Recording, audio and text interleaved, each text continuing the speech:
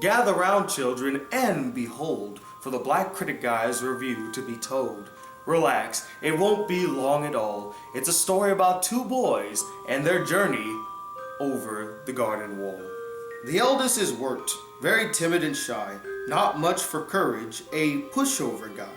But the show does something to Wirt that he truly earns. Through this ordeal, he grows and learns. His little stepbrother Greg, full of childlike wonder and joy, a true representation of an average young boy. Always entertaining, energetic, and looking for fun, he kind of makes me wish that he was my son. They travel near, they travel far.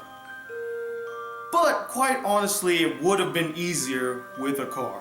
They meet interesting characters, all colorful and light, like a bird, some frogs, and a black guy.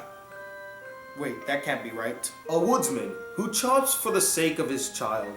A town full of pumpkins, so merry and wild. A schoolteacher who raves about her husband Jim and the animals she teaches. Well, that part she skimmed. Frogs on a ferry, some witches and more.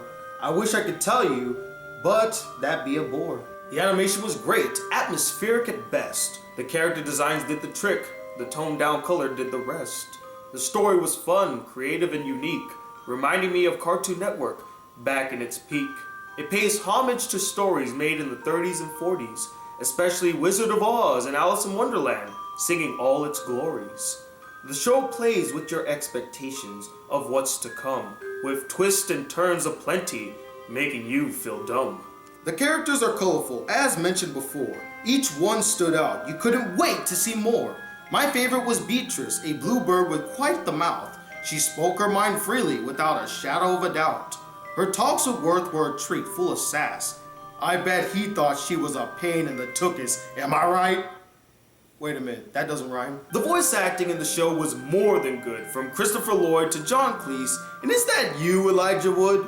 The rest of the cast was great, spanning from all different media, actors, musicians, and more. Here's the list on Wikipedia. It gets a bit slow at times, but never boring, for the story moves along, nice and flowing. Not much bad to say, the series was great, and I hope Patrick McHale gets more stories to make. Creative and charming, the show really does shine. With only 10 episodes in all, won't take much of your time. The first miniseries for Cartoon Network, they took quite a dive, but it paid off with one hell of a TV show, a 4.5 out of 5. Well, that ends our review. It's time to say bye. If you'd like to see more, then why not subscribe? Oh, don't fret, there's no need to cry, for I shall return soon as the Black Critic Guy. Peace, YouTube. Oh, man, that was hard as shit.